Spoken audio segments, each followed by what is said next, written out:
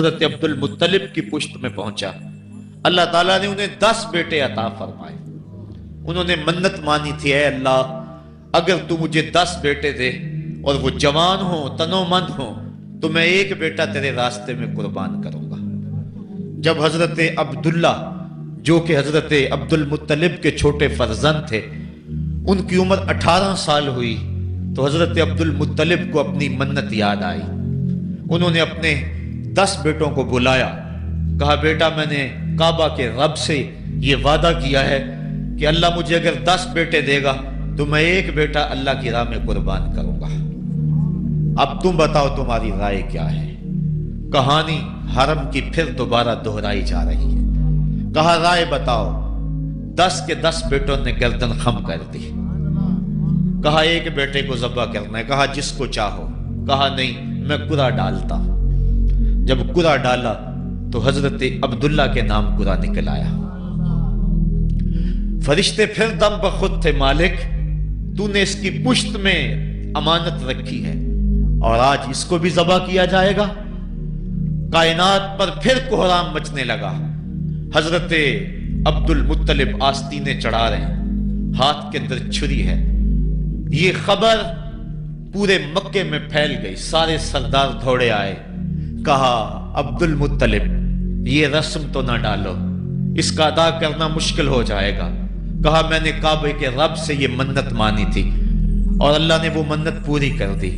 اب میں تو جب قرعہ نکالا تو میرے اس فرزند کے نام قرعہ نکل آیا، میں اس منت کو ہر صورت میں پورا کروں گا۔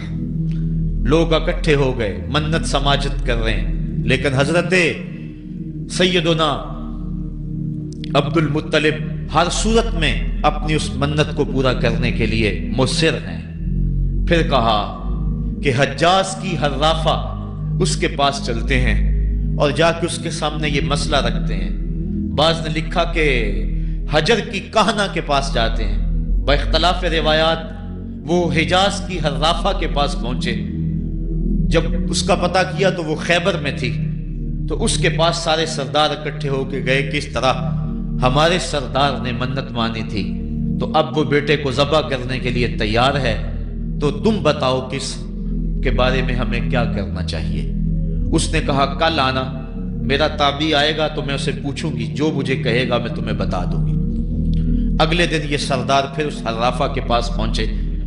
اس نے کہا کہ میرا تابعی آیا تھا، پہلے تم یہ بتاؤ کہ تمہارے ہاں کسی شخص کی دیت کتنی ہے؟ جو شخص مقتول ہو اس کی دیت قاتل کتنی دیتا ہے؟ انہوں نے کہا 10 اونٹ۔ کہا جاؤ پھر ایک طرف 10 اونٹ رکھو اور ایک طرف عبداللہ کا نام رکھو اور قرعہ ڈالو۔ اگر 10 اونٹوں کی طرف قرعہ نکل آیا تو 10 اونٹ ذبح کر دینا، اور اگر عبداللہ کی طرف نام نکل آیا پھر دوبارہ 10 اونٹ ادھر اور رکھنا، 20 رکھنا، اور اس طرح اونٹ 10-10 بڑھاتے جانا۔ جب قرعہ عبداللہ کے نام سے ہٹ کر اونٹوں کی طرف نکلا تو پھر اتنے اونٹ ذبح کر دینا۔ میرے تابعی نے یہی حل بتایا ہے۔ کہا ٹھیک۔ آئے اور آ کے ساری بات سنائی۔ 10 اونٹ ایک سمت رکھے گئے اور حضرت عبداللہ کا نام ایک سمت رکھا گیا۔ جب قرعہ نکالا تو حضرت عبداللہ کے نام نکلا۔ پھر 20 اونٹ رکھے گئے، پھر قرعہ نکالا تو حضرت عبداللہ کے نام نکلا۔ پھر 30 اونٹ رکھے گئے، قرعہ حضرت عبداللہ کے نام نکل رہا ہے۔ 40 اونٹ رکھے گئے، 50 رکھے گئے، 60، 70، یہاں تک کہ 100 اونٹ رکھے گئے۔ 100 اونٹ جب ادھر ہو گئے، اب قرعہ نکالا تو اونٹوں کے نام نکل آیا۔ سارے خوش ہو گئے کہ اب قرعہ اونٹوں کے نام نکل آیا، عبداللہ کی جان بچ گئی۔ لیکن حضرت عبد المطلب فرمانے لگے کہ میں ایسا نہیں کروں گا۔ کہا کیا کرو گے؟ کہا ایک مرتبہ نکلا ہے، 3 مرتبہ قرعہ ڈالو۔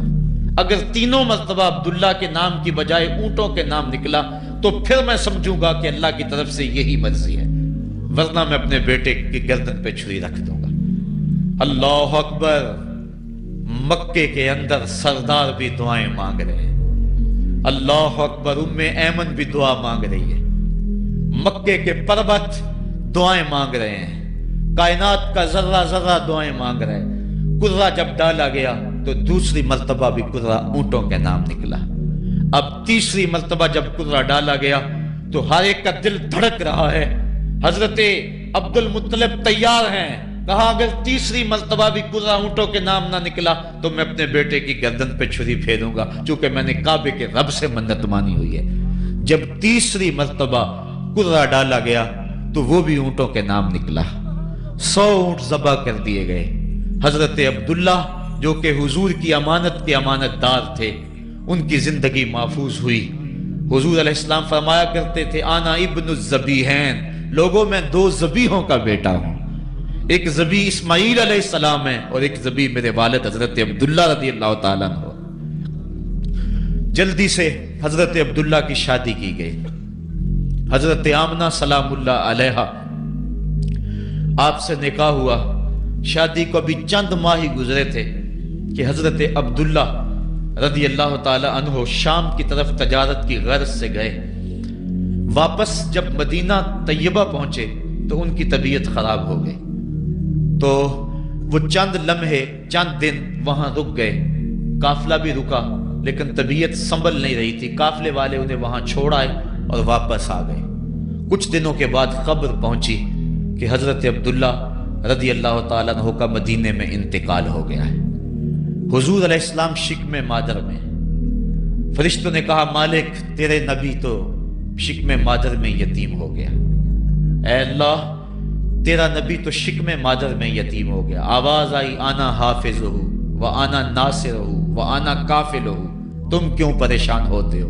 میں اس کی حفاظت بھی کروں گا، اس کی مدد بھی کروں گا، اس کی کفالت بھی کروں گا. حضرت آمنہ سلام اللہ علیہا کے دل میں یہ خیال تھا کہ میں اپنے شوہر نامدار جس کے چہرے کو ابھی میں نے جی بھر کے دیکھا بھی نہیں تھا اس کی قبر پہ جاؤں. لیکن جو امانت تھی اس امانت کے تقاضے ان کو اس سفر سے روکتے رہے. حتیٰ کہ حضور کی ولادت ہوئی.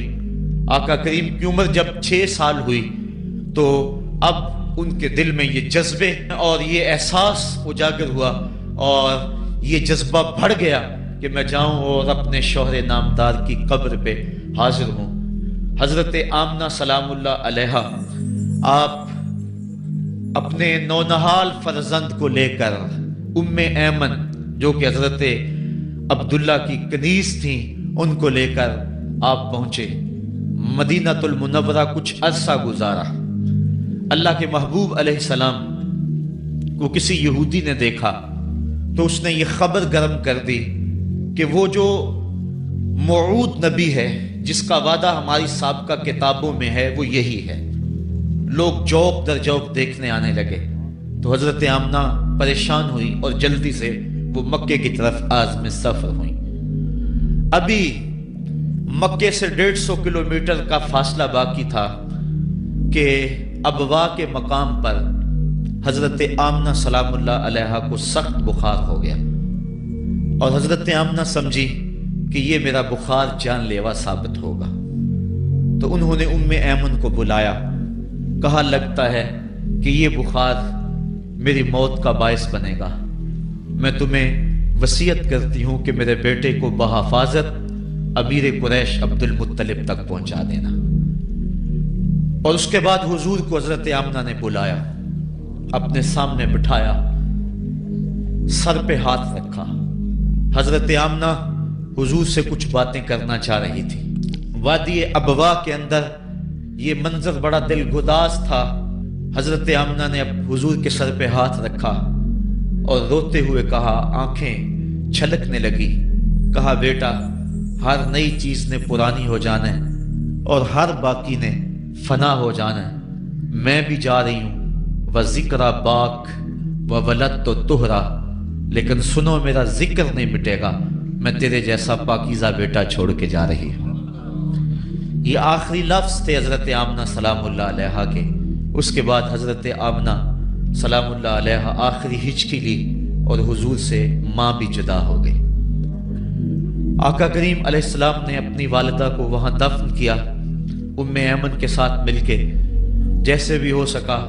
وہ کیا کسی نے کہا تھا تجھے کن پھولوں سے ہم کفن دیں، تو جدا ہی ایسے موسموں میں ہوا جب درختوں کے ہاتھ پھولوں سے خالی تھے. آقا کریم کی آنکھیں چھم چھم برس رہی ہیں. حضرت ام ایمن حضور کو اپنے ساتھ چمٹا لیا اور مکہ المکرمہ پہنچ کے حضور کے دادا کے سپرد کیا۔ 2 سال تک وہ حضور علیہ السلام کو اپنی کفالت میں انہوں نے رکھا۔ کعبۃ اللہ کے سائے میں ان کی مسند بچتی تھی اور ان کے بیٹوں میں سے اور قوم کے کسی فرد کو یہ ہمت نہیں ہوتی تھی کہ اس مسند کے اوپر بیٹھے، دور ہٹ کے بیٹھتے تھے، لیکن حضور جب آتے تو اس مسند کے اوپر چڑھ کے بیٹھ جاتے۔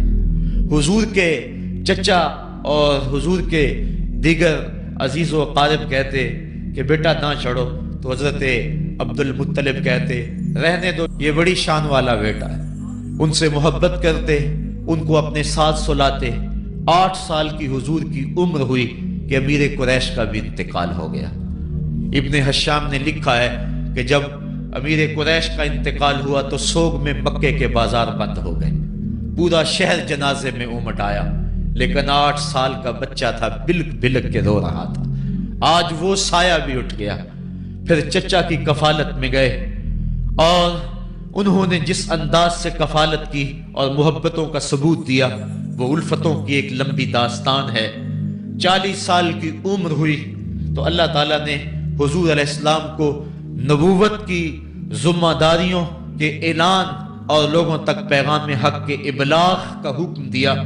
آقا کریم علیہ السلام جب پیغام حق لے کر میدان میں آئے تو گلی کوچوں اور بازاروں کے اندر مخالفتیں، نکتہ چینیاں، ناموافق حالات کے جکڑ اور مخالفتوں کی آندیاں چلنے لگیں۔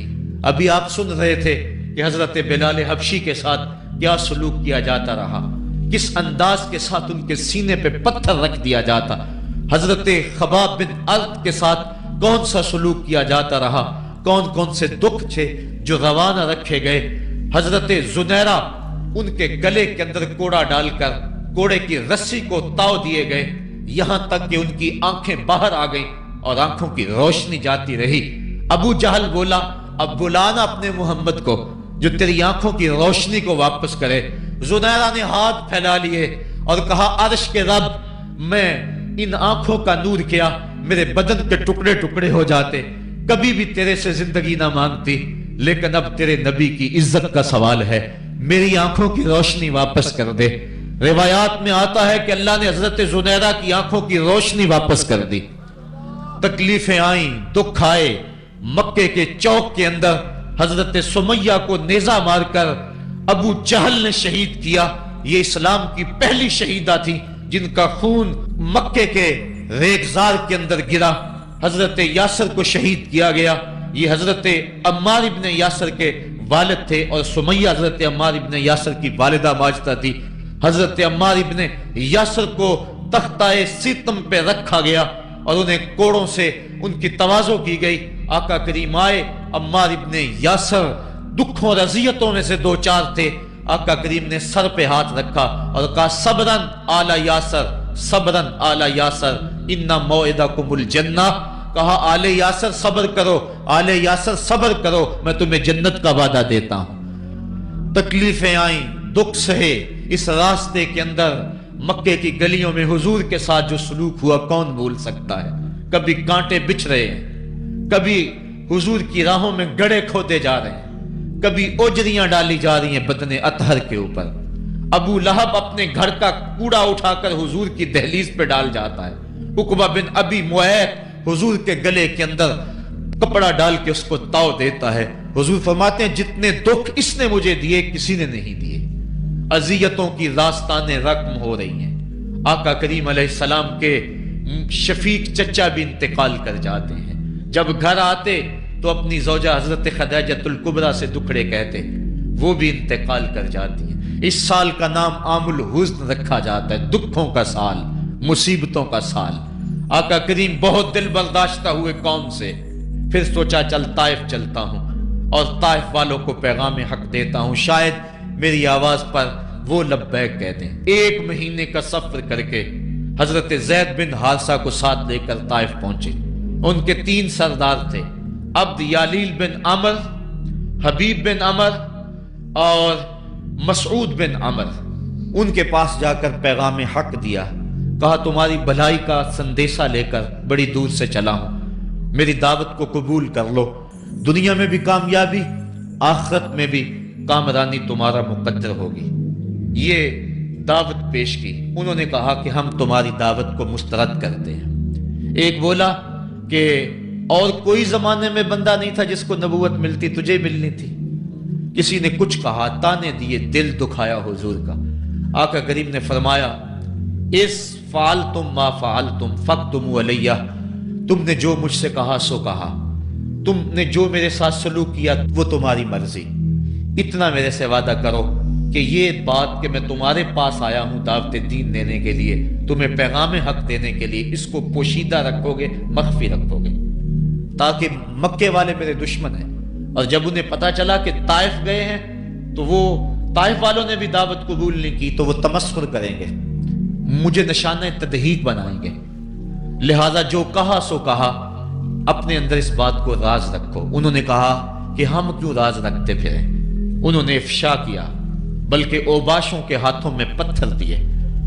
हजरत उम्मुल मोमिनीन सैयदा आयशा सिद्दीका रज़ियल्लाहु ताला अन्हा, महबूब कायनात, कहती हैं कि एक दिन मैंने हुजूर से पूछा कि आका उहुद के दिन से सख्त दिन भी कभी जिंदगी में आप पर आया है?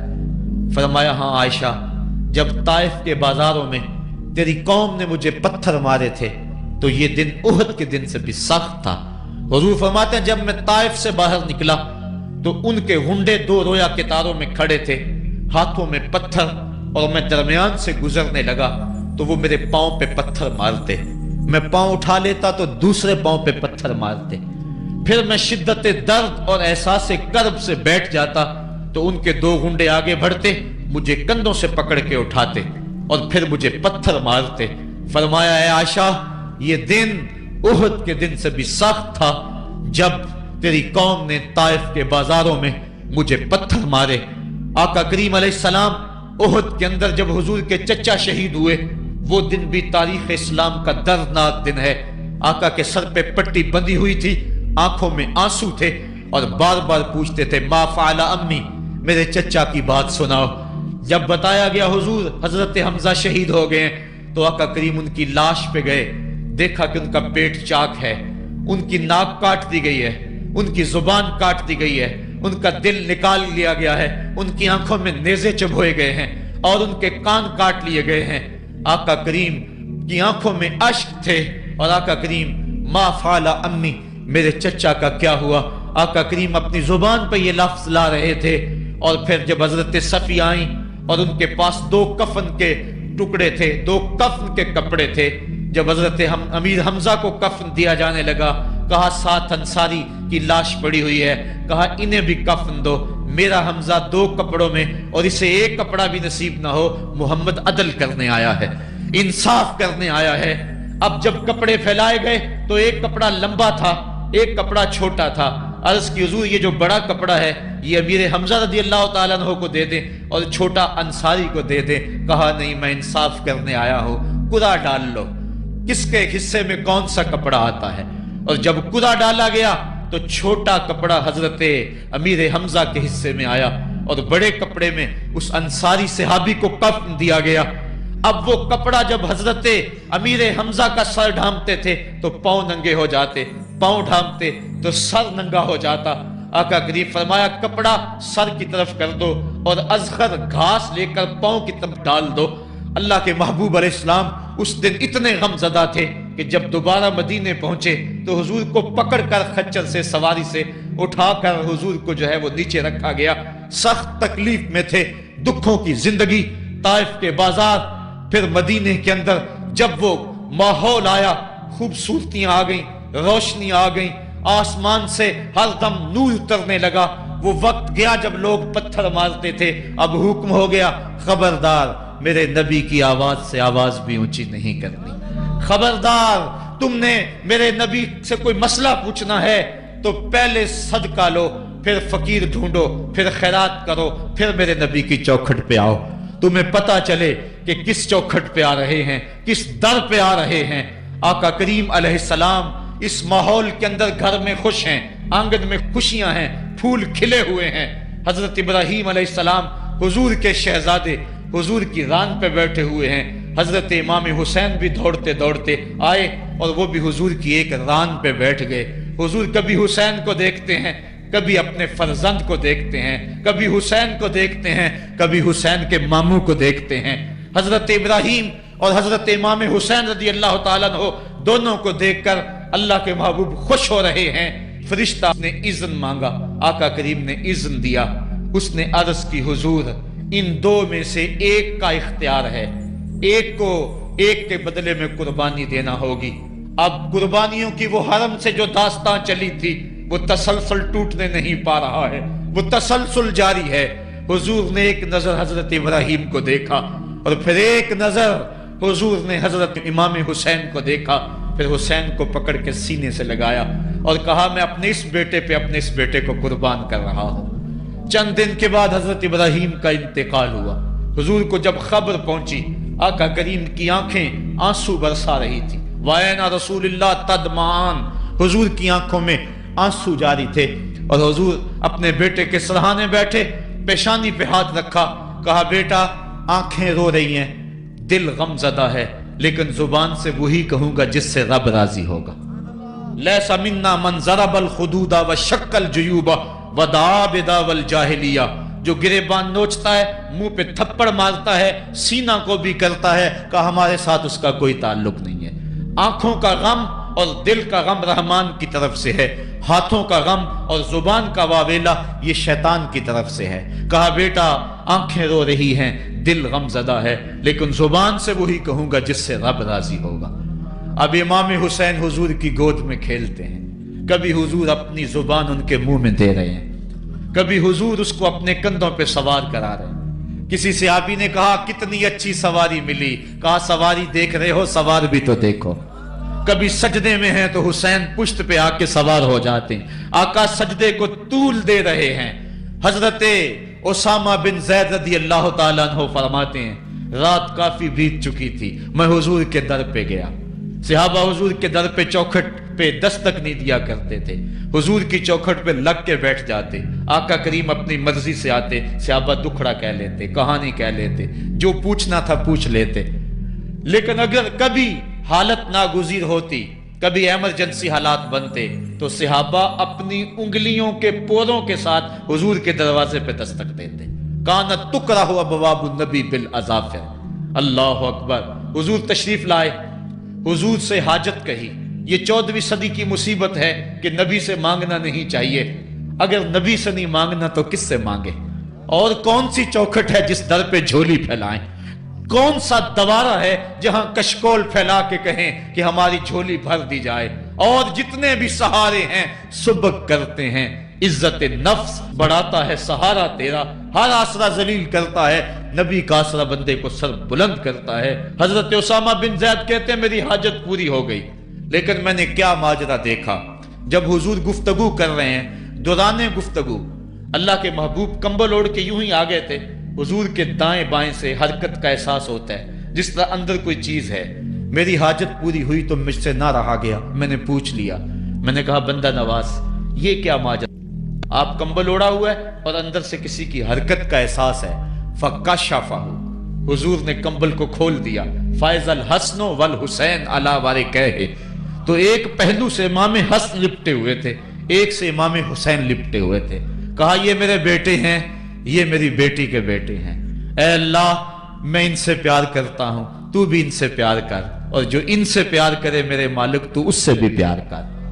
اور ایک دن فرمایا حسین منی وانا من الحسین، لوگو حسین مجھ سے ہے اور میں حسین سے ہوں۔ لمحے بیتتے گئے، پھر وہ جاں گداز لمحے بھی آئے جب صحابہ کی چیخیں نکل رہی تھی، جب مسجد نبوی اجڑ رہی تھی، جب حجرہ عائشہ کے اندر اللہ کے محبوب اپنے رب کے ہاں جانے کی تیاریاں کر رہے تھے، جب سیدہ فاطمہ کے لبوں پہ یہ لفظ تھے سبت علیہ مصائب لو سبت علی الارض سرنا لیالیا، میرے اوپر اتنی مصیبتیں پڑی، اگر یہ دنوں پہ پڑتی تو وہ بھی کالی راتیں بن جاتے۔ حضور علیہ السلام کا جب جسد اطہر اٹھا تو صحابہ کی جو حالت تھی وہ اس انداز سے کہ صحابہ کے کلیجے پھٹ رہے تھے، روحیں گداس ہو رہی تھی۔ ایک ہاتھ اٹھا کے دعا مانگ رہا تھا، اللہم اذہب بصری حتی لا ارا بعد حبیبی محمد احدا، اے اللہ مجھے اندھا کر دے، مجھے اندھا کر دے، مجھ میری آنکھوں کی بینائی اچک لے، تیرا محبوب تہے مزار چلا گیا، میں نے آنکھوں کی روشنی کو کیا کرنا ہے۔ وہ دن بھی آئے، حضرت سیدنا صدیق اکبر کا کلیجہ بھی پگھل رہا ہے، وہ بھی غم رسول میں رو رہے ہیں، صحابہ تڑپ رہے ہیں۔ وہ اونٹنی، غصبہ نامی اونٹنی جس پہ حضور سواری کرتے تھے، وہ حضرت فاطمہ کے دروازے کے اوپر سر رکھ کے رو رو کے مر گئی۔ جب محبوب نہیں رہے تو ہم نے جی کے کیا لینا ہے۔ کائنات اجڑ گئی، جہان میں جو ہے وہ ہر سمت اندھیرا ہی اندھیرا چھا گیا، لیکن روشنی کے ٹمٹماتے ہوئے چراغ آج بھی روشن ہیں، جن کو دیکھ کر مصطفیٰ یاد آتے ہیں۔ لوگ ان شہزادوں کو دیکھ لیتے ہیں اور حضور کی یاد کو تازہ کر لیتے ہیں۔ وقت گزرتا گیا، پھر وہ لمحے بھی آئے کہ جب حضرت امام حسن کو زہر دیا گیا اور آپ کا کلیجہ کٹ کٹ کے کئی سو حصوں میں باہر آیا۔ آپ سے آخری لمحے حضرت امام حسین نے پوچھا کہ میرے بھائی کوئی وصیت؟ کہا بیٹا کوفے والوں سے بچ کے رہنا، ان کے دغے سے بچ کے رہنا۔ لمحے بیت گئے، 60 ہجری کو یزید تخت نشین ہوا، تخت نشین ہو گیا تھا، لیکن اس نے یہ چاہا کہ حضرت امام حسین رضی اللہ تعالی عنہ میرے لیے بیعت کر لیں، اور اس نے مدینے کے گورنر ولید بن عقبہ کو خط لکھا، اور خط کا مضمون یہ تھا کہ امام حسین کو بلاؤ اور میرے لیے بیعت لو، اور اگر وہ بیعت نہیں دیتے تو اس خط کے جواب کے ساتھ ان کا سر بھیج دو۔ ولید بن عتبہ محب اہل بیت تھا، اس نے رات کی کافی تاریکی کے اندر حضرت امام حسین رضی اللہ تعالیٰ عنہ کو پیغام بھیجا۔ حضرت امام حسین نے حضرت عبداللہ ابن زبیر سے مشورہ کیا، انہوں نے کہا اس وقت گورنر کا بلانا خیر نہیں، صبح جائیں گے۔ آپ فرمایا نہیں میں بھی جاتا ہوں۔ کچھ سواروں کو ساتھ لیا، کہا تم باہر کھڑے ہو جانا دارالامارت کے، اگر میں آواز دوں تو تم دوارے پھلانگ کے اندر آ جانا۔ ولید بن عتبہ کے پاس امام حسین پہنچے، آپ نے کہا کہ سناؤ کیا معاملہ ہے؟ تو اس نے کہا کہ یہ خط ہے جو یزید نے بھیجا ہے۔ آپ نے فرمایا کہ میں صبح بتاؤں گا۔ ولید بن عتبہ نے کہا ٹھیک ہے۔ امام حسین پلٹنے لگے تو مروان بن حکم جو پاس بیٹھا ہوا تھا گورنر کے، کہنے لگا یہ چلے گئے تو دوبارہ ہاتھ نہیں آئیں گے، اب موقع ہے، اب ان کو پکڑ لو اور ان سے زبردستی بیعت لے لو۔ یہ بات حضرت امام حسین کے کانوں میں پڑی، آپ پلٹے، نیام سے تلوار نکالی، حیدری کچھار سے محمدی شیر نکل آیا، اور حضرت امام حسین رضی اللہ تعالیٰ عنہ نے اس وقت جو جملے کہے، تاریخ کے اوراق کے اندر وہ جملے محفوظ ہیں۔ حضرت امام حسین نے کہا ایھا الامیر، اے امیر تو جانتا نہیں ہم کون ہیں؟ انا معدن الرسالہ و محبت الوحی و مختلف الملائکہ، میں وہ ہوں جس کے گھر میں جبریل آتا تھا، ہمارے گھر میں وحی اترتی رہی ہے۔ وَيَزِيدُ بْنُ الْمُعَاوِيَةِ رَجُلٌ فَاسِقٌ فَاجِرٌ قَاتِلُ النَّفْسِ مُعْلِنٌ بِالْفِسْقِ شَارِبُ الْخَمْرِ وَمِثْلُنَا لَا يُبَايِعُ، کہا اور یزید شرابی ہے، یزید مسلمانوں کا قاتل ہے، یزید فاسق مولن ہے۔ اے امیر میرے جیسا شخص چھپ کر بیعت نہیں کر سکتا۔ اللہ اکبر۔ حضرت امام حسین نے جب یہ بات کہی، جو باہر لوگ کھڑے تھے وہ بھی چاقو چوبند ہو گئے۔ اس نے کہا حضور آپ جائیے۔ مروان مشورے دیتا رہا، لیکن حضرت امام حسین کو گورنر مدینہ نے کہا کہ آپ جائیے۔ حضرت امام حسین رضی اللہ تعالیٰ عنہ واپس پلٹے۔ حضرت امام حسین کی ہمشیرہ سیدہ زینب انتظار کر رہی تھی بھائی کا۔ پوچھا کیا ماجرا ہے؟ کہا حالات بگڑ گئے، اب ہمارا مدینے میں رہنا محال ہے، صبح سحری سے قبل شہر مدینہ چھوڑ دیں۔ اللہ اکبر، ورنہ ہمارے خون سے نبی کا حرم لالا زار بنے گا۔ حضرت امام حمام رضی اللہ تعالیٰ عنہ نے اہل بیت کی مشاورت سے یہ فیصلہ کر لیا۔ کجاوے کسے جانے لگے، سامان تیار ہو گیا۔ حضرت محمد بن حنفیہ کو کہا کہ تم یہاں رہو اور تم خبر پہنچانا کہ پیچھے کیا ماجرے ہوتے ہیں، اور مکے کی طرف میں سفر کر رہا ہوں۔ کہانی لمبی ہو رہی ہے اور وقت کے دامن میں اتنی گنجائش نہیں ہے کہ پھر کس طرح شہر مدینہ چھوڑا ہوگا. حاجی جاتے ہیں 8 دن اور 8 دن کے بعد مدینہ چھوڑتے ہیں. ان سے کوئی پوچھو کہ مدینہ چھوڑنا کتنا مشکل ہے. وہ کیا کسی حاجی کو لوگ مبارک دے رہے تھے؟ اس نے کہا تھا مبارک دے رہے ہو دوستو حج و زیارت کی، میرا غم بھی تو دیکھو، میں مدینہ چھوڑ آیا ہوں. جو 8 دن مدینہ رہتا ہے اس سے مدینہ چھوڑا نہیں جاتا جس کی ولادت مدینے میں ہوئی. جو کھیلتا تھا تو مدینے کی گلیوں میں، جس کے گھر کا دروازہ مسجد نبوی میں کھلتا تھا، اس حسین کو مدینہ چھوڑنا قیامت ہوگی. شہر مدینہ چھوڑا، حضرت امام حسین رضی اللہ تعالیٰ عنہ مکہ المکرمہ پہنچے. وہاں رمضان گزرا، حالات وہاں بھی بگڑتے گئے. مسلسل خط آتے رہے کوفے سے. کہانی طویل ہے. 8 ذو الحج کو حضرت امام حسین رضی اللہ تعالیٰ عنہ کوفے کی طرف عازم سفر ہوئے. حضرت عبداللہ ابن عمر، عبداللہ ابن عباس رضی اللہ تعالیٰ عنہما اور دیگر صحابی ہاتھ جوڑ کے کھڑے ہو گئے.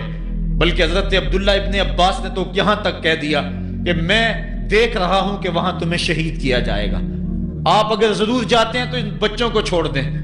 حضرت امام حسین فرماتے میرے غم گسارو، میرے پیارو مجھ کو نہ روکو، مجھ کو جانے دو، مجھے نانے کے دی کی ڈوبتی کشتی بچانے دو.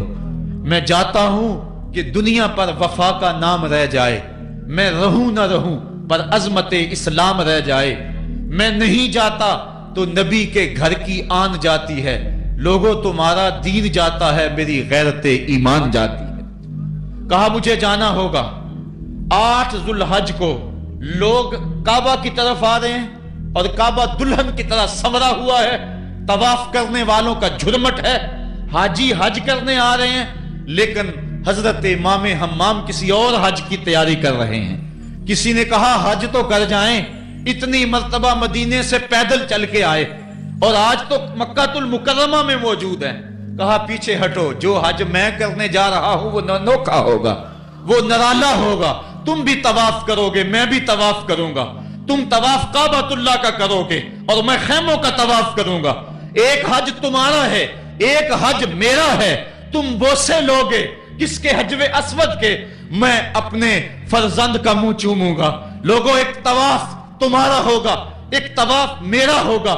تم آب زمزم پیو گے، میں پیاسا رہوں گا.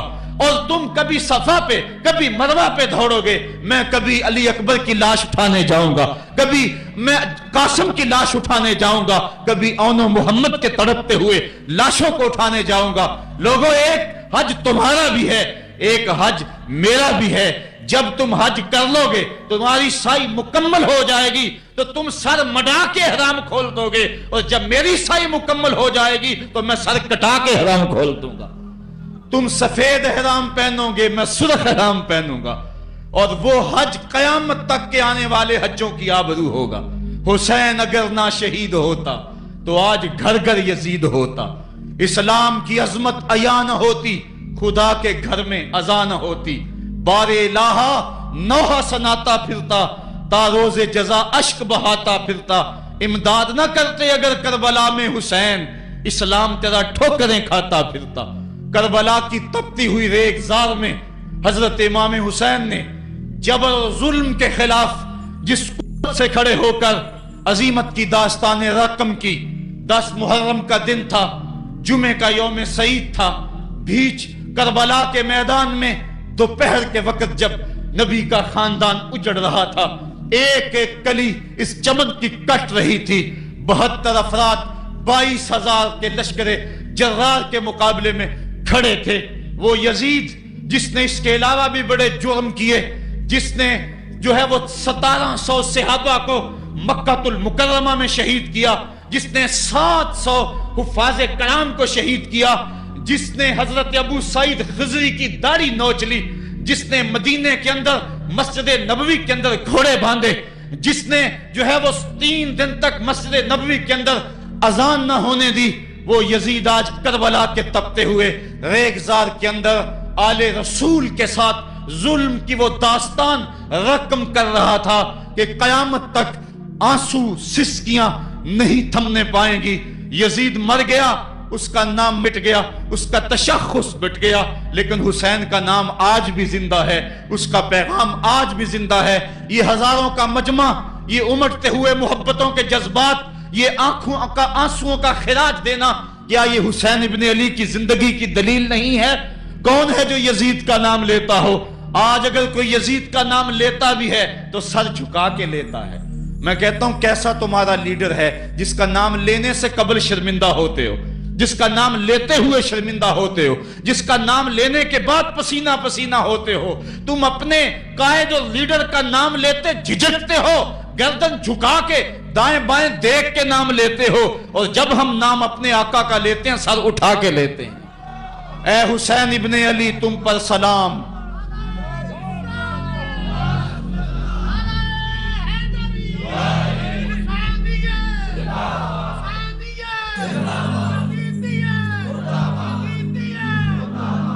صاحبو، کربلا کا تپتا ہوا منظر ہے، اتنے دکھ آ گئے۔ حضرت سری سختی رضی اللہ تعالیٰ عنہ فرماتے ہیں کہ اللہ تعالیٰ نے جب کائنات کو بنایا، انسانوں کو تخلیق کیا، تو انسانوں کو پوچھا بتاؤ تم میرے ہوگے؟ سب نے کہا مالک ہم تیرے ہیں۔ لیکن جب دنیا کو پیدا کیا تو 9 حصے دنیا کی طرف ہو گئے، 1 حصہ اللہ کی طرف رہ گیا۔ پھر جب عقبہ کو پیدا کیا جو 10واں حصہ تھا، اس میں 9 حصے پھر آخرت کی طرف ہو گئے، جنت دوزخ کے لالچ میں ہو گئے، اور 1 حصہ صرف کہنے لگا نہ ہم جنت کو دیکھتے ہیں نہ دوزخ کو دیکھتے ہیں، مالک ہم تو تجھے دیکھتے ہیں۔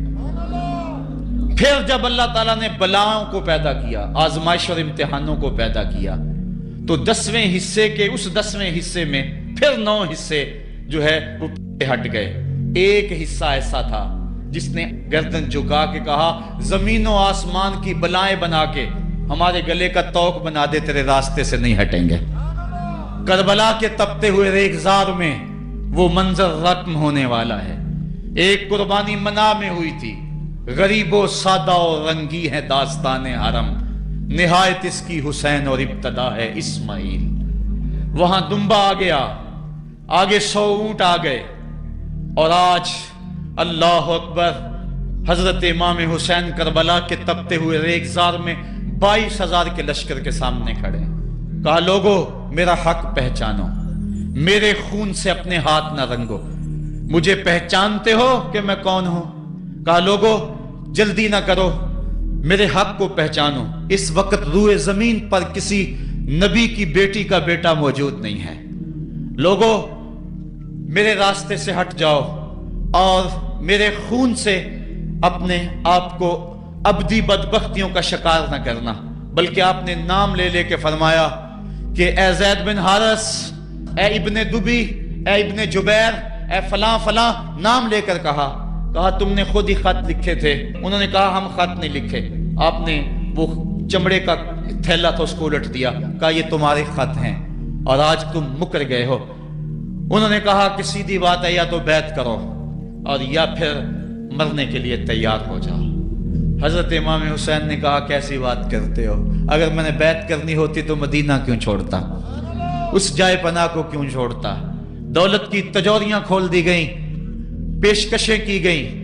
حضرت امام حسین فرمایا یہ کبھی نہیں ہو سکتا، جس سے صرف حق ہی قبول ہو، یہی جس کا اصل اصول ہو، جو نہ بک سکے جو نہ جھک سکے، اسے کربلائیں ہی راز ہیں۔ پھر جبر کی آندھی چلی، ایک ایک کر کے جانثار راہ خدا میں قربان ہوتا گیا۔ پھر خاندان نبوت کی باری آئی، حضرت علی اکبر، حضرت امام حسین کے جوان سال بیٹے راہ خدا میں جان پیش کرتے ہیں، بھتیجے قاسم رضی اللہ تعالیٰ عنہ جان قربان کرتے ہیں، حضرت عباس کے قلم ہوتے ہیں بازو، جو خود جا سکتے تھے وہ خود قربانی پیش کرتے ہیں۔ اور صاحبو اب یارہ نہیں، جو خود جا نہیں سکتے تھے آپ خود ہاتھوں پہ اٹھا کے فرات کے کنارے پہ لے جاتے ہیں۔ کہا جو آ سکتے تھے وہ تو قدموں پہ چل کے آ گئے، اور جو قدموں پہ نہیں چل سکتے تھے میں انہیں اٹھا کے لے آیا ہوں۔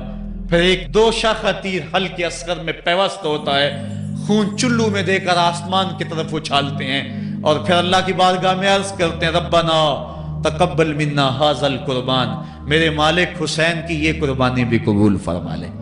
یہ کام آسان نہیں ہے، जिगर पारा हाथों में तड़प के ठंडा हो जाए और फिर भी सब्र का मुजाहरा किया जाए और अल्लाह की रिजा पे राजी हो जाए। अब हजरत इमाम हुसैन रजी अल्लाह ताला अन्हु तन्हा रह गए, एक एक को रुखसत कर रहे थे शहादत का दूल्हा बनाकर, लेकिन अब इमाम हुसैन को रुखसत करने वाला कोई मौजूद नहीं है। आप घोड़े पे सवार हुए, मैदान करबला की तरफ फेर लगाई। खेमे के अंदर जो खवातीन थी वो जानती थी जो इस रास्ते गया फिर पलट के नहीं आया, उसकी लाश हजरत इमाम अपने कंधों पे उठा के लाए हैं। अब इस हुसैन इब्ने अली की लाश कौन उठाएगा? कहा सबने के हुसैन ना चाहिए, कहा मैं नाने के दीन के लिए जा रहा हूं। मैदान अमल में गए, तेगे बरा चमकी, लोगों के सर काट रही है, आवाज आ रही है ये कौन जी वकार है, बला का शाह सवार है, लिबास है फटा हुआ, गुबार से अटा हुआ, लख्त लख्त कटा हुआ, फिर भी है डटा हुआ, तमाम जिसमें नाजनी छिदा हुआ कटा हुआ, फिर भी है डटा हुआ, ये नबी का नूरे ऐन है, ये बिल यकीन हुसैन है। हुसैन इब्ने अली ने करबला के तपते हुए रेगजार के अंदर वो अजीमत की दास्ताने रकम की और फिर बोछार तीरों की, एक तन्हा सैयद ज़ादा और हजारों तीर चारों समत से उनके ऊपर बरसने लगे। किसी ने नेजा मारा, किसी ने तीर मारा। जब हजरत इमाम हुसैन घोड़े की जीन से नीचे उतरे तो उस वक्त आपके बदन पर 33 जख्म तलवारों के थे, 34 नेजे के अनिया आपके जिस्म के अंदर खुबी हुई थी। और मुहतात रिवायात के मुताबिक जब बाद में आपका पैराहन उतारा गया तो उसके अंदर 113 सुराख तीरों के निकले और वो तीर जिस्म में पैवस्त थे। और जब घोड़े की जीन से फर्शे जमीन पर गिरे, लगा जिस तरह रेहल से कुरान गिर गया हो। हजरत इमाम हुसैन रदी अल्लाह ताला अन्हो जब घोड़े की जीन से फर्शे जमीन पर गिरे तो वो जो तीर जिस्म में खुबे थे वो और पैवस्त हो गए, खूने मुश्कबू रेत के जर्रों पे बहने लगा। गोया इस्लाम का दिल धरती के ऊपर है, कायनात राशे में आ गई, करबला की धरती का कलेजा कांप रहा है। हजरत उम्मे सलमा को हुजूर ने करबला की मट्टी दी, कहा जब ये खून बन जाए तो समझ लेना कि मेरा हुसैन शहीद कर दिया गया है। वो मदीने के अंदर ख्वाब देखती हैं कि आका करीम अलैहिस्सलाम दाढ़ी मुबारक के अंदर गर्द मुबारक पड़ी हुई है और बाल उलझे हुए हैं, घबरा के उठ खड़ी हुई कि क्या माजरा है। और जल्दी से उस शीशी को देखा तो वो शीशी का जो मट्टी रखी हुई थी वो खून बन गया था। और आपने कहा अहले मदीना सुन लो, हजरत इमाम शहीद कर दिए गए हैं। इधर इमाम हुसैन खून और खाक के अंदर तड़प रहे हैं और आपके जिस्म नाजुक पर बर्छियों, तेगों और तलवारों के साथ जो है वो लोग वार कर रहे हैं। सनान बिन अंस नखी आगे बढ़ा लेकिन सर काटने की हिम्मत ना पड़ी, उसने नेजा मारा और आपके गले के करीब वो नेजा पार कर गया और खून का फवारा फूटा। जरा बिन शुरैक ने आपकी पेशानी पे नेजा मारा, आप घबरा के गिरे, उठे और फिर गिर गए और फिर आपने अपनी पेशानी सजदे में रख दी। अपना खून जो था वो चेहरे पे मल लिया। हुसैन ने सुर्ख रंग के खून का जो खजाब था वो अपने दाढ़ी पे लगा लिया कि कल मैं अपने नाना को ये रंगत भी दिखाऊंगा। हरम की वो दास्तां जो मना से शुरू हुई थी आज उसकी तकमील हो रही है। वो गरीब और सादा और रंगीन दास्तां हजरत इमाम हुसैन रकम कर रहे हैं। खून से दाढ़ी रंग गई और आपके माथे के ऊपर ज़रा बिन शुरैक ने वो जो नेजा मारा था उससे आप संभल न सके, उठ के फिर नीचे गिरे, पेशानी को सजदे में रखा और सजदे में रख के अल्लाह की बारगाह में आखिरी लफ्ज जो मेरे इमाम की जुबान से निकले दिलों की तख्तियों पे नोट कर लो और देखो। अल्लाह ताला के बंदे हजरत खलील ने दुआ मांगी थी, ऐ मेरे मालिक, ऐ मेरे मालिक, मैं इस जगह पे अपनी ज़ुर्रियत औलाद को छोड़ के आबाद करके जा रहा हूं और दुआ करता हूं कि वो नमाज को कायम रखें। आज उस दुआ की तकमील का मंजर लोगों के सामने है कि 113 तीर जिस्म में खुबे, 34 तलवारों के घाव, और वो भी रावी कहते हैं कि एक एक घाव में कितनी कितनी तलवारों के जख्म थे और नेजे की अनिया जिस्म में खुबी हुई थी। आपके कलेजे के अंदर नेजे की अनी को तोड़ दिया गया था। इस मौके पे हजरत इमाम हुसैन रज़ी अल्लाह ताला अन्हु ने अपने आप को संभाल के पेशानी को रेत के ऊपर रखा और अल्लाह की बारगाह में आखिरी लफ्ज हजरत इमाम हुसैन के लबों पे जो मचले, खून निकल रहा था اور خولی بن یزید آگے بڑھ کے سر انور کو جدا کرنے کی تیاریاں کر رہا تھا. سنان بن انس آگے بڑھا لیکن کپ کپا کے پیچھے ہو گیا. خولی بن یزید آگے بڑھا, وہ بھی پیچھے ہو گیا. پھر شمر آیا اور شمر آپ کے جسم نازک کے اوپر بیٹھ گیا. حضرت امام حسین نے جب دیکھا تو اس کے بدن کے اوپر برس کے پھل پیری کے نشان تھے. تو حضرت امام حسین کی زبان سے نکلا, صدق اللہ و صدق رسول اللہ, میرے آقا میرے اللہ نے سچ کہا. اس نے کہا کیا سچ کہا؟ کہا ایک دن میں حضور کی خدمت میں حاضر تھا تو حضور نے فرمایا تھا میں دیکھ رہا ہوں ایک چتکبرا کتا میری اولاد کے خون میں منہ مار رہا ہے. آج میں دیکھ رہا ہوں کہ مصطفیٰ کریم کا وہ فرمان جو ہے وہ پورا ہو رہا ہے. وہ غصے میں آیا. امام جلدی اپنی پیشانی سجدے میں رکھی اور اللہ کی بارگاہ میں امام کے آخری لفظ تھے, اللہم رضن بقضائک وصبرن علی بلائک تسلیما لامرک سبحان ربی الاعلی سبحان ربی الاعلی سبحان ربی الاعلی.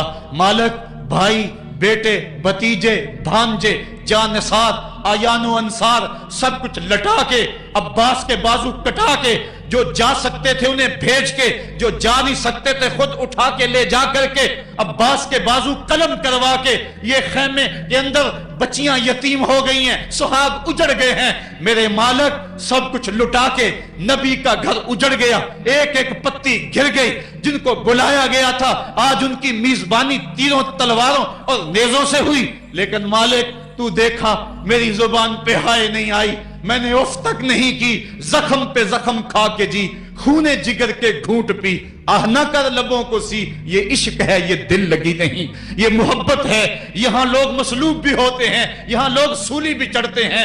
حکم ہوتا ہے خبردار اگر آہ بھی کی تو صابروں سے نام کاٹ دوں گا. کہا مالک اللہم رضن بے قضائے کا, جو تقدیر تھی میں اس پہ راضی ہو گیا. وصبرن علی بلائے کا, مالک تو نے دیکھا میں نے صبر بھی کیا. تسلیماً لامرے کا, مجھے مالک اعتراض بھی کوئی نہیں, جو تیرا حکم تھا میں نے اس کو تسلیم بھی کر لیا. سبحان ربی الاعلی, مالک تو بڑا ہے, تو بڑا ہے. حسین سب کچھ لٹا کے, بچے کٹا کے, بازو کٹا کے, گھر اجاڑ کے مالک تیری بارگاہ میں حاضر ہو رہا ہے, اور اتنا کچھ کرنے کے باوجود بھی تیرے پہ راضی ہے. میرے مالک تو بھی بتا, تو بھی حسین پہ راضی ہوا ہے یا کہ نہیں ہوا ہے؟ تو بھی حسین پہ اب راضی ہوا ہے کہ نہیں ہوا؟ آواز آئی, اس پیاسے پر علی شیر خدا کو ناز ہے, اس نواسے پر محمد مصطفیٰ کو ناز ہے. اوروں نے بھی سجدے کیے پر اس کا عجب انداز ہے, اس نے وہ سجدہ کیا جس پر خدا کو ناز ہے. اے حسین ابن علی تم پر سلام, میرے ساتھ مل کے کہہ دو, اے حسین ابن علی تم پر سلام, اے حسین ابن علی تم پر سلام. یہی وقت تھا جب خاندان نبوت لٹ رہا تھا, دوپہر کا وہی سما, وہی لمحے. ان ہواؤں کو ہاتھ جوڑ کے کہو ہمارا سلام کربلا والے آقا کے حضور پہنچا دے, اور عرض کرو اے حسین ابن علی تم پر سلام, نازش آل نبی تم پر سلام, تم پہ لاکھوں رحمتیں لاکھوں سلام. اے شہیدان محبت کے امام, لالا گوں لالا بدن لالا کفن, اے چمن اندر چمن, زندگی ہی زندگی تیری حیات, اے حیات اندر حیات. افتخار ملت بیضا ہے تو, رب کعبہ کی قسم یکتا ہے تو. فخر کا دل میں دریچہ باز کرنا چاہیے, جن کا تو آقا ہے ان کو ناز کرنا چاہیے. ہم واہ حسین والے ہیں, آ حسین والے نہیں ہیں. واہ حسین تیری عظمتوں کو سلام. کو ہمالیہ کا کلیجہ بھی پھٹ جاتا, شک ہو جاتا, لیکن اتنے زخم کلیجے پر جوان بیٹے کی لاش کو کندھوں پہ اٹھا کے لانا کوئی مذاق تو نہیں ہے. حضرت امام حسین نے جبر کے خلاف کھڑے ہو کر قیامت تک کے لیے راہ عمل چھوڑا. حضرت اقبال خراج پیش کرتے ہیں, آ امام عاشقاں پورے بطول, سروے آزاد تبستان رسول. اللہ اللہ بائے بسم اللہ پدر, مانائے ذبح عظیم آیت بسر. سرخ رو عشق غیور از خونہو, شوخی این مصرع از مضمونہو. تا قیامت قطع استبداد کرد, موج خونہو چمن ایجاد کرد. اقبال کہتا ہے کہ عشق غیور کے چہرے پہ جو سرخی اور بانکپن ہے وہ حسین ابن علی کے خون کا صدقہ ہے. قیامت تک کے لیے جبر کے خلاف جتنی بھی قومیں اٹھیں گی اور جتنے بھی لوگ میدان عمل میں آئیں گے، میں ہر سال کہا کرتا ہوں کہ سب کا قائد حسین ابن علی ہوگا۔ مہاتما گاندھی نے جب اپنی قوم کو کہا برطانوی سامراج کے خلاف کھڑے ہو جاؤ، اور قوم سے خطاب کرتے ہوئے مہاتما گاندھی ہندو نے کہا کہ تم کہو گے وہ حکومت جس کی سلطنت میں سورج طلوع اور غروب بھی ہوتا ہے، اس سے ٹکرانا حماقت ہے، خودکشی کرنے کے مترادف ہے۔ لیکن اس کے باوجود میں کیوں کہہ رہا ہوں کہ اس سامراج کے خلاف کھڑے ہو جاؤ؟ مہاتما گاندھی نے کہا تھا اس لیے کہ میرے سامنے حسین ابن علی کا کردار موجود ہے۔ آج پوری دنیا کے اندر ظلم اور جبر کی ہوائیں چل رہی ہیں، اور اس وقت امت مسلمہ کو کردار حسین ادا کرنے کی ضرورت ہے۔ اگر ہم نام حسین ابن علی کا لیں اور کرتوتیں اور لچھن سارے یزید والے ہوں، تو یہ لفظ لفظ، حرف حرف اور قدم قدم حضرت امام حمام سے منافقت ہے۔ اور اگر میں نام حسین لیتا ہوں تو گھر بھی اجڑ جائے، حق کا پرچم کبھی نہ گرنے دوں۔ میں اور آپ اس عزم کے ساتھ میدان عمل میں اتریں۔ ادارۃ المصطفیٰ کسی تنظیم کا نام نہیں، یہ ایک فکر کا نام ہے، ایک تحریک کا نام ہے، ایک مشن اور ایک انقلاب کا نام ہے۔ یہ روحوں میں ہلچل پیدا کرنے کے جذبوں کا نام ہے۔ یہ مصطفیٰ کریم کے در پہ سلامی دینے کا نام ہے۔ یہ اپنا سب کچھ مصطفیٰ جان رحمت پہ قربان کر دینے کا نام ہے۔ آؤ ادارۃ المصطفیٰ کے پلیٹ فارم پہ آپ میدان عمل پہ نکلیں۔ حضرت امام حسین نے اسلام کے گرتے ہوئے پرچم کو تھام لیا، اور جبر کی آندھیوں کے مقابلے کے اندر بھی اس پرچم کو خم نہیں ہونے دیا۔ آج میں اور آپ ان کا مشن، ان کی فکر لے کر میدان عمل میں نکل آئیں، قرآن کا پھریرا بنا کر، قرآن کا پرچم ہی سینوں میں تھام کر، اہل بیت کی محبت اپنے سینوں میں لے کر میدان عمل میں نکلیں اور قرآن کی دعوت گھر گھر دیں۔ اور اب رکنا نہیں، اب تھمنا نہیں، فردوس میں جا کے دم لینا، آفاق کے ہر ہر گوشے میں قرآن سنا کے دم لینا۔ اب یہ اٹھنے والے قدم آگے بڑھتے رہیں۔ یہ درس قرآن کا جو قافلہ ملک کے طول و عرض کے اندر روا دوا ہے، اس میں ایک جوش پیدا ہو جائے اور اس کے اندر ایک انقلاب پیدا ہو جائے۔ کوئی گھر ایسا نہ رہے، کوئی بستی ایسی نہ رہے، کوئی کان ایسا نہ رہے جس کان تک قرآن کا نغمہ نہ پہنچنے پائے۔ ادارۃ المصطفیٰ کے جوان سال مبلغ گلی گلی کوچے کوچے پھیل جائیں، اور جو داعی ہیں، دعوت دینے والے ہیں، اگر وہ خود پیغام پہنچا سکتے ہیں تو اسحد بلال عند اللہ اشہد، بلال کی اسحد بھی اللہ کو قبول ہے۔ وہ ٹوٹے پھوٹے لفظ لے کر میدان عمل میں نکل آئیں، ورنہ وہ سیڈیز لے لیں، وہ اور کتب لے لیں، وہ دین کا نعرہ لے لیں، وہ پیغام حق لے لیں، اور گلی گلی کوچا کوچا اسوہ شبیری اور نام حسین کی دہائی دیتے چلے جائیں۔